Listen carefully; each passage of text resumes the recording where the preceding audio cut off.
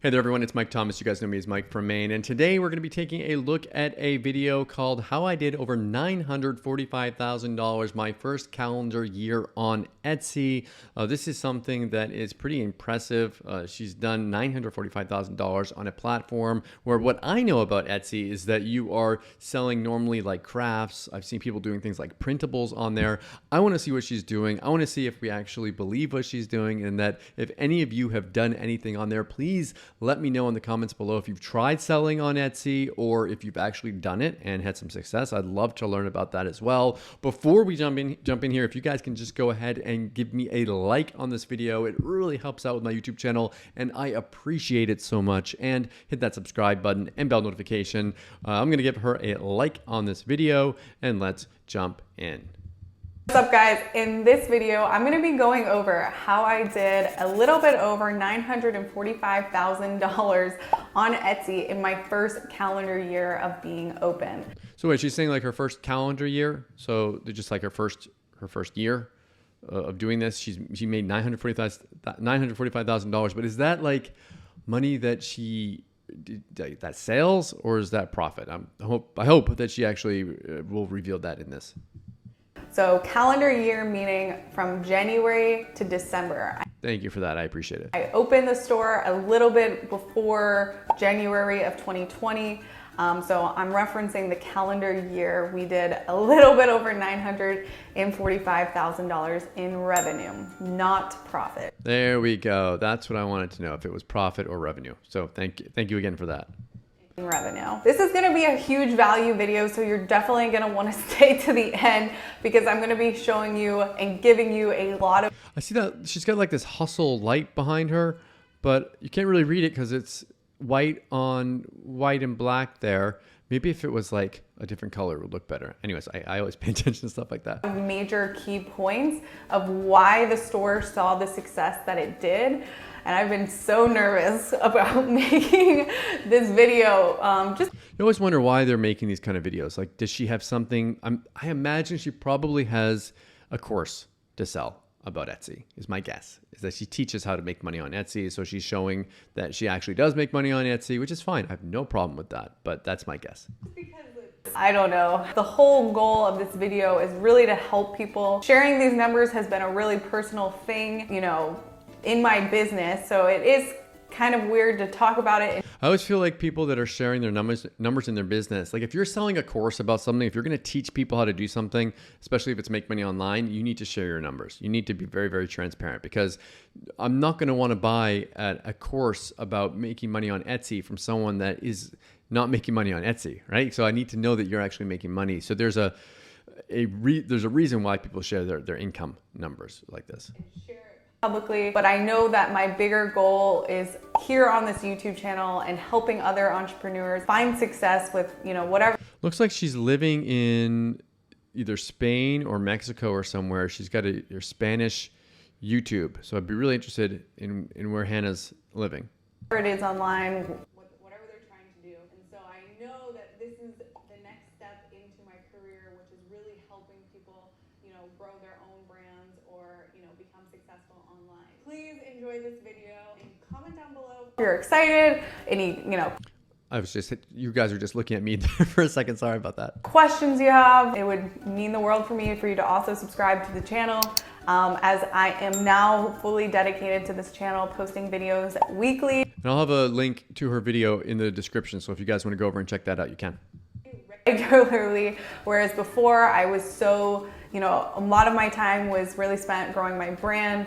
Now I'm able to really focus on my channel and share back, you know, my whole case study of the store that I built to 7 figures in the last 3 years. So please go ahead and subscribe to the channel. So it's taken her 3 years.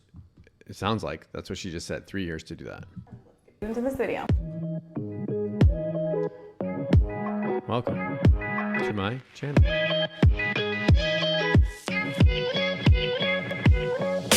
All right guys, so as you see here, you can see my dashboard from January 1 of 2020 to the... Okay, January, so this is for December, January to December 2020. Wow, almost 1 million visits, 20,000 orders, 2% conversion, $945,000 in revenue. So she's okay. Etsy brought 62% of the visits. So that means that from what I know of Etsy, that Etsy will bring you traffic if your stuff is selling well, which is the nice thing. One of the reasons why people will put their stuff on Etsy and not on their own websites is because Etsy will drive traffic, but they will take, of course, a cut of your earnings. Etsy search and Etsy marketing and SEO. So most of her traffic is coming from inside of Etsy. And December 31st of 2020, you can see we hit a little bit over $945,000 in revenue. Again, that is revenue. So that is not actually profit. Is she going to share that profit number with us? I really want to see that profit number. Your store is always going to vary depending on what you're selling, what your personal costs are, etc., etc. So let me talk about a few reasons why we were able to hit these types of numbers. The first thing that I did before I decided, what types of products I was going to be designing is I did a lot of product research. Yeah, you got to do your research. You got to know you don't want to go and create a whole store about something and have it not sell. So that's a big mistake that a lot of people make is they don't do their research. They don't figure out what's going to sell before they go all in on it. So if you create a bunch of inventory and then you go try to sell it and it's not something people want, then you're screwed. That nobody else is selling, that could indicate that there's not enough search volume for it, so people aren't looking for it. It's one of the worst mistakes people do in online and stuff and in business is that they want to be completely original. They want to do something or create something that no one else has created, and that's risky. And of course, it can be very profitable, but it's very risky, especially for people just starting out. So you probably want to go and sell stuff that's actually already selling well. And just because you'll know that you're not reinventing the wheel. It's not that it won't work, it's just you're going to spend more money on ads and more on marketing to prove yourself to the marketplace. Now, if you're making and designing products that do exist on Etsy, you really do want to look at, before you start launching your first 10 SKUs, you want to see what your competitors are doing. And I actually have tools for this in my description that you can use that help you do a lot of product research. But I wanted to hop in here and show you this tool that's specifically for competitor analysis and product research. I'm going to show you real fast, literally how I do my competitor analysis and product. I like that she's actually showing us some real examples. Thank you. And like I mentioned before, it is super essential that you get used to doing this, because not doing, this type of intentional work. What is this? A bowl with 1 cup of kibble. So it's a dog bowl. People buy the craziest stuff. Before doing any product launches, it's really just not going to serve you, especially as things start becoming more and more competitive in this space, because they are. So this Chrome extension that I have is called Everbee. There's a free plan, so no need to worry. You can just click the link and you just sign up, and then basically it adds to your Chrome bar here, and it shows up here at Everbee. So then every single time that you're on a product page, such like this one, it will show up on the side and you can pull analytics. I love tools like that where you can kind of sneak and see what things are selling. Even if you're not going to do Etsy, it's kind of fun to play around with. But I'm going to just show you how it works. I already searched the word dog bowl, but I'm going to show you how I did. Look at that. Okay, so what's popular right now? Blue rose quartz, air plant, terrarium, best friend ring for 3, for husband, Medusa decor. People search for the weirdest stuff. Did it again. So if I was somebody that was looking at making dog bowls and was either just starting my store for the first time, maybe wanting to launch dog bowls, or trying to figure out what type of bowls because I want to make some bowls, or maybe I already have a dog store and I'm just looking for new product ideas. So I searched the really broad key term here, dog bowl. I didn't type in glass dog bowl or, plastic dog bowl. I want to see, what's ranking for the keyword dog bowl, because that's a really broad key term, which means it's probably getting the most searches, more than, a long tail keyword like glass dog bowl or pink dog bowl, which is probably getting less. This stuff is golden. This kind of advice for anyone that's, even if you're considering selling on Etsy, this stuff is really helpful. It could save you a lot of money, this advice. So we want to go for the broadest word first and see which product is ranking for the keyword that's getting the most search volume. So we typed in dog bowl, and with my Everbee Chrome extension here, I'm going to hit analytics, and this is actually going to pull up all of the top selling people with the keyword dog bowl. So I don't really want to look at this. I want to more so look at the estimated, right here, monthly sales. So who's selling the most? For the most part, this is very, very accurate. And I've messed around with a lot of different types of softwares. And this one is by far the cleanest and the fastest and the cheapest, really. It's really interesting to see kind of what people, like how much it's doing in sales. Like I have no idea. Like, are they doing 1 million sales? But no, they're doing 69 sales here. So it's very interesting to be able to see these numbers. And, so really, really seamless to onboard and get this started. So as this loads here, you're going to see that all these dog bowls are filing in. And it looks like this one here is the winner. And it's also interesting to see who's running ads and who's not. Oh, you can see who's running ads and who's buying traffic. That's cool. So we don't want to click on the ad one. Well, we can, it's the same one, but that we really want to find the top one that's not an ad. So who's getting the most organic sales? It's amazing how much you can learn on YouTube. It's kind of a side point without having to pay for anything. Like there's so many courses and so much good information that you can get on here, and you can get it all for free. It's great. So it is this one. And so you, as somebody looking to launch dog bowls, want to take this data and really look at a few different things for your own listing, right? So why is this the #1 seller for the keyword dog bowls, right? So we want to analyze their product image. We want to look at the different variations that they offer. We want to see that the price that they offer at, the product description. And even with my Everbee Chrome extension, I can literally click on this and it will show me the exact tags that they're using. I'm not saying to copy this listing verbatim, obviously, but you do want to see, like, why is this winning? Why is this such a good product? And so you coming into this space is you're going to want to make some higher level decisions on, okay, well, maybe I want to offer more variations or more sizes, or maybe. She says not to copy it, but essentially you're going to copy it. But of course, not the exact same thing, but you're going to, I think the euphemism, the nice way of saying this would be like, you're going to mimic it. Beat their price, or maybe if I can't beat them on price, I can do better marketing or make better video content. And then I would even suggest, coming down here, because this is the #1, product listing, I hit this little Everbee Chrome, this little button here, and it gave me the tags that they're using. And maybe emulate some of these tags for keyword product fit for your own listings. I am closely connected to this company because I've been using them literally for all of my product research, and I only share software that I personally use. So this will be a huge value to your store. Check it out, the link in my description, and let's hop back into the video. When you're doing this type of product research, that was really helpful. Thank you. You want to think in your own mind, how am I going to beat my competition? Am I going to beat them in price? Am I going to beat them in quality? Am I going to beat them in shipping time? What am I going to beat them in?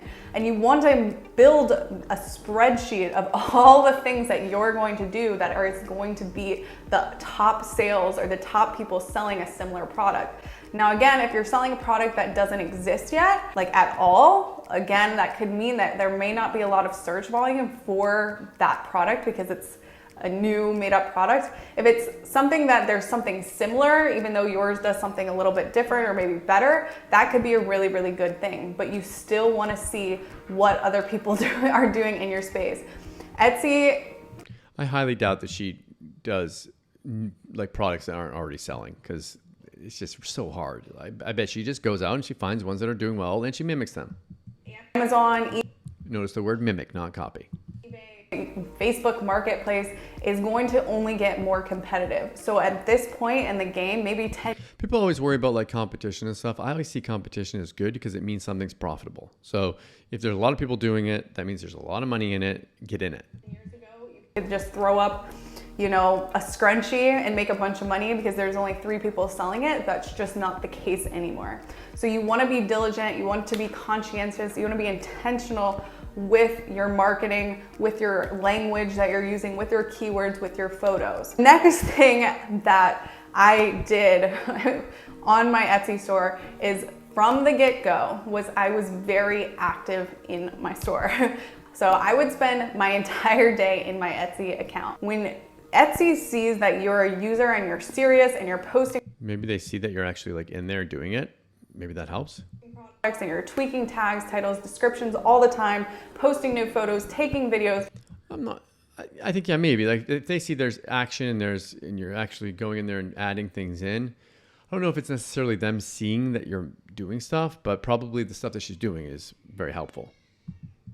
Etsy is going to reward you for your efforts because like I think it's like 98% of Etsy shops like don't make it or just don't actually make a full-time income from it. If this is your business and you're treating it as something that you want to be full-time, then you need to treat it like that from the beginning. So you want to make sure that you're doing everything you can to show Etsy that you are a serious seller. So you really want to treat it like it's a serious business, because a lot of people try these things and they'll set up a store and then they'll forget it. If you really want to do something like, if Etsy's really exciting for you and you really want to do it, just do that. Don't do that. Don't then go do Facebook and then do something else and this and this and that. Don't have 3 businesses you're trying to get running when none of them are making any money. Just focus on one. That's my best advice for you.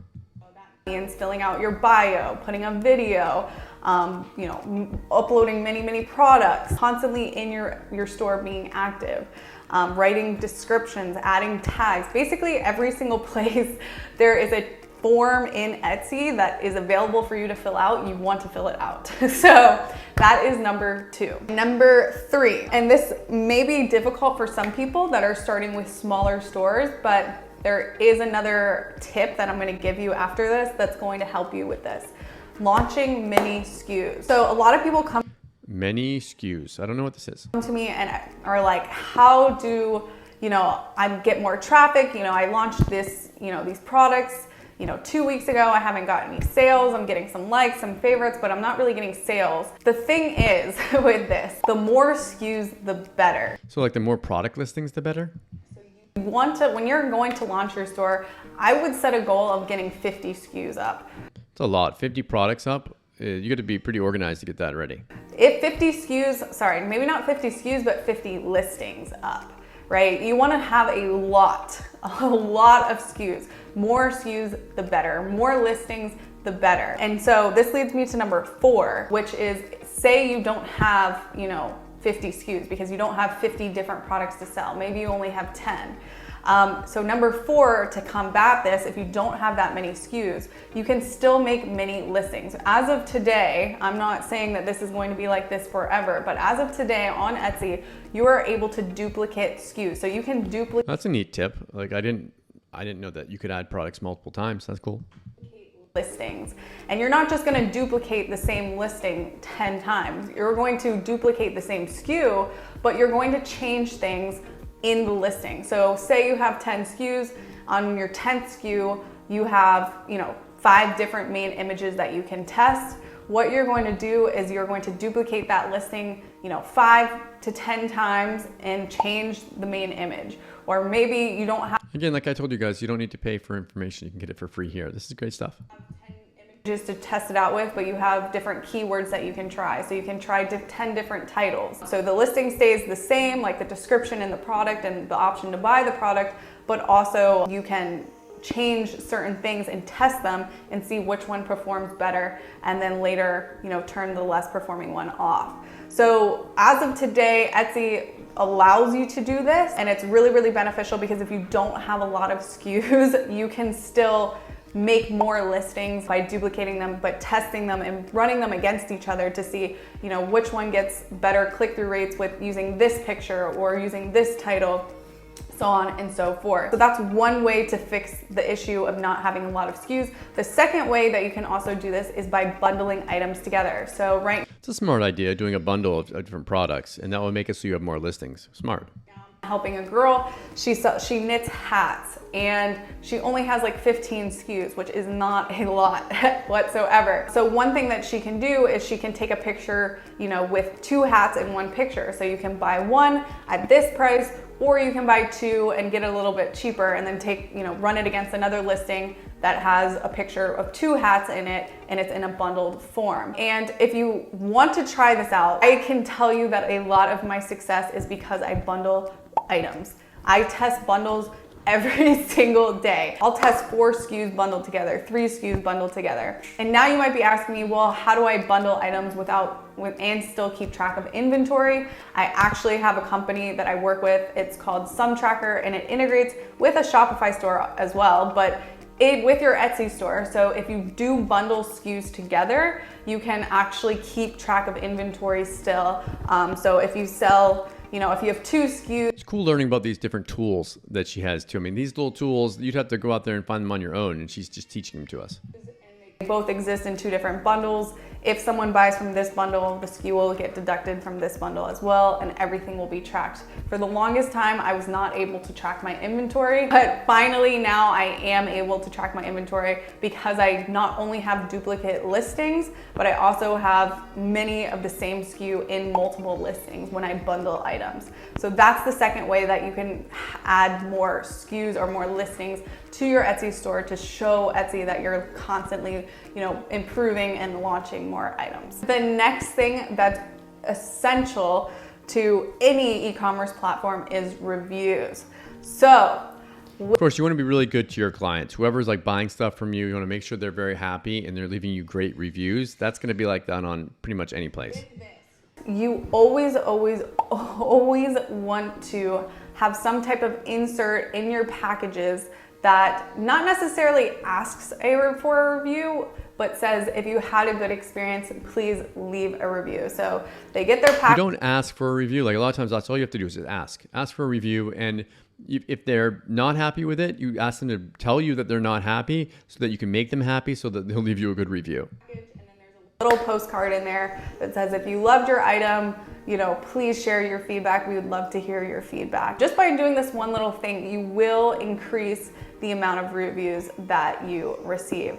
So you really want to make sure that you are getting as many reviews as possible, providing a good customer experience, obviously good shipping times, good product. Really try to get above the 95% 5-star reviews.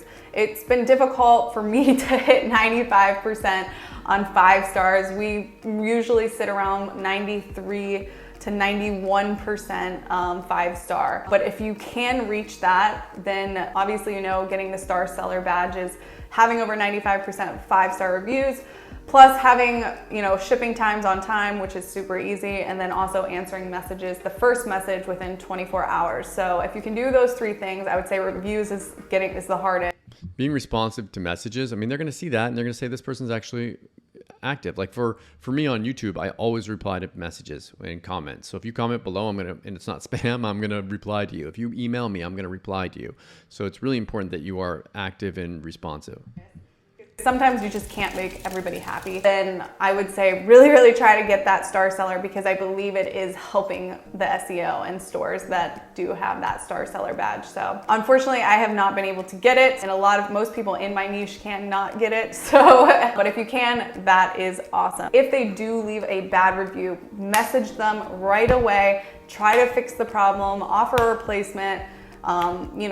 Just try to message them, privately, but also answer the review publicly so people. If you're going to reply to a public review, a lot of people, I've seen this on places like Yelp or Google or whatever, and they'll like come back and be all angry. You don't win. You come back and be nice. The nicer you are, it's going to make you look much better for other people reading your response. You're a store that answers their reviews and tries to make things right if something was not right or they didn't deem it as right. A final thing that is probably the key, one of the biggest things that drives traffic to my Etsy store is running PPC. So this is pay per click. Okay, so she's paying for traffic, which is fine, but she's paying for traffic. So this is the Etsy interface of Etsy ads. I would say that this is very important. And if you had an Etsy store, you're not running ads, you've never even tried to run ads, I definitely recommend that you run ads. And even if they're not profitable, running strong like out the gates, which they might not be, you still need to run ads, because running ads is going to send more traffic to your store, and that data is going to tell you a lot of things about what your best sellers are, what products are doing the best, which ones get the most clicks. And when you get that data, then you can make more choices about your store to change things, to launch new products that are similar to the bestseller product, so you can make, more of stuff that's doing well, essentially. You can start as little as $5 a day, and Everyone always says $5 a day, which is kind of funny. Like, you do $5 a day, you probably aren't going to get much traffic, but I guess you can start with $5 a day if you want to. Do that for 2 weeks.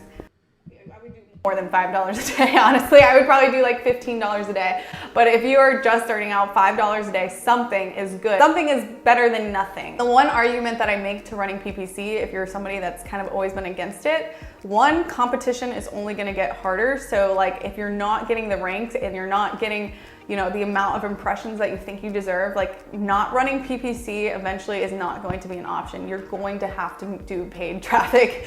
It's because the competition for all products will eventually become super, super difficult. Not saying that that's going to happen to you anytime soon, but eventually it will. E-commerce is a relatively new on the scale of, you know, if you compare it to brick and mortar, it's, you know, only in the last, 20, 30, 40 years have we been seeing people buy things online. So running PPC is not an option. So I would get used to it now, get used to what it feels like to spend the money and really learning how to run PPC properly. So I would recommend that you run it on all your products for at least 2 weeks and just see what the numbers look like.